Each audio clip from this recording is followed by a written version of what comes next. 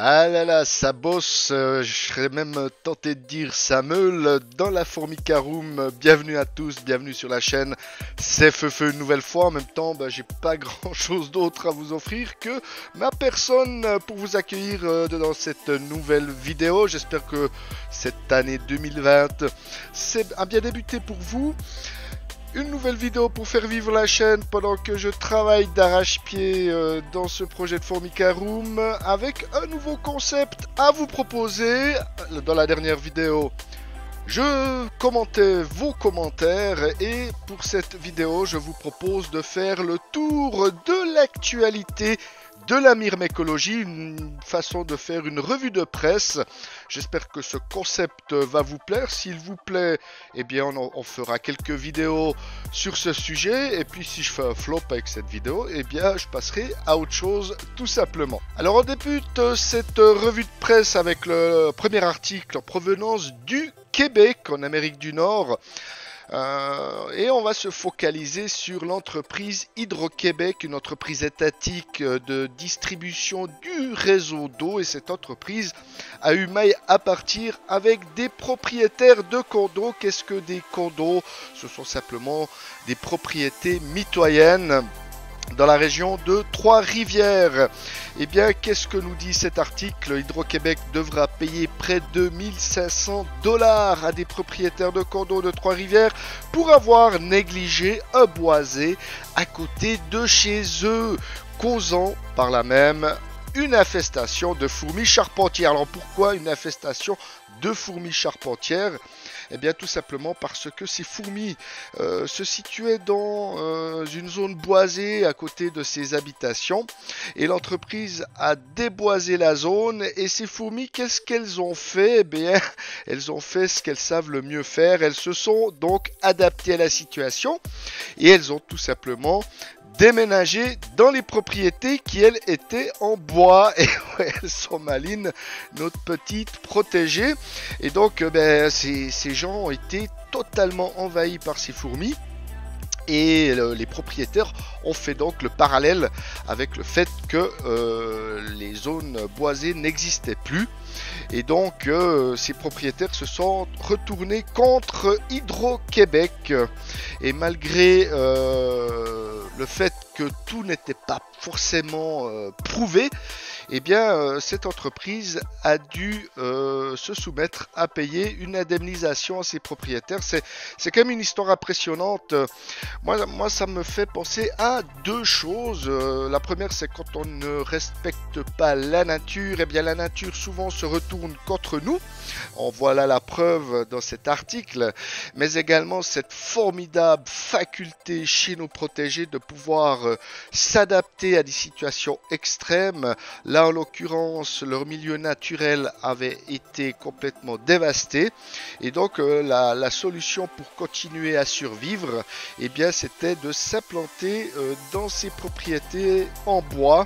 Et donc, vous pensez bien que ces pauvres propriétaires ont dû faire face à cette invasion, notamment en prenant l'intervention d'un exterminateur et d'un arrosage extérieur et d'un réseau de dépistage et d'appât, donc tout un bordel pour se débarrasser de ces fourmis. Et l'histoire nous dit pas s'ils y sont arrivés. En tout cas, j'espère que ces fourmis charpentières ont réussi à s'en sortir et à trouver une solution pour continuer à vivre au sein de leur colonie. Voilà pour le premier article.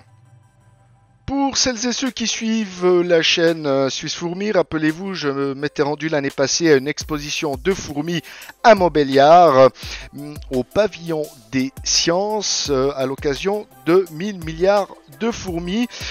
J'étais revenu avec des images magnifiques, je vous avais fait une vidéo pour partager ce moment. Et bien, figurez-vous que cette exposition s'est achevée le 5 janvier dernier avec un record d'affluence de plus de 25 000 visiteurs, et ça me fait vraiment plaisir parce que cette exposition était fantastique. J'avais pu voir deux grosses colonies, une colonie de Coponotus maculatus que j'avais vraiment adoré, et bien sûr des fourmis champignonistes. Il y avait cette grosse colonie de fourmis champignonistes qui était impressionnant, et tout un parcours pédagogique pour toute la famille qui était très bien pensé. Donc vraiment très heureux pour cette exposition. Et ce pavillon des sciences, si vous avez l'occasion de passer par Montbéliard en famille, n'hésitez pas à y faire un tour, puisqu'il est situé au milieu d'une presqu'île et d'un parcours nature magnifique. Donc si vous avez l'occasion de vous rendre à Montbéliard, et ce même si l'exposition est terminée, n'hésitez pas à passer dans le coin, c'est juste magnifique.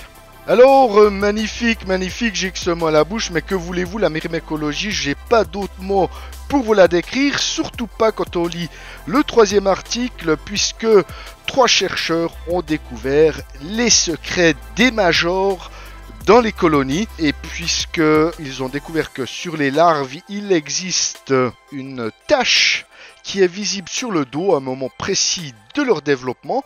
Cet organe est appelé le disque imaginal de l'aile, qui représente le bourgeon des ailes chez les mâles et les reines, donc chez les sexués. Mais chez les majors, il finit par disparaître et ne sert à rien, sinon, bien sûr, à aider les scientifiques à différencier les larves. Et donc ces scientifiques se sont penchés sur la question: pourquoi cet organe apparaît alors qu'il ne sert à rien? Eh bien, ils ont bidouillé tout ça chirurgicalement.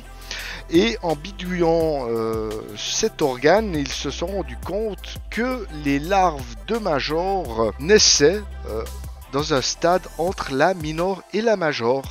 Comme quoi, cet organe sert véritablement à quelque chose, il sert à développer des majors. Et ils se sont aussi rendus compte que ces majors, une fois dans la colonie, sécrétaient une hormone qui inhibissait cet organe et donc qui régulait la naissance des majors. Et bien voilà une nouvelle importante en myrmécologie.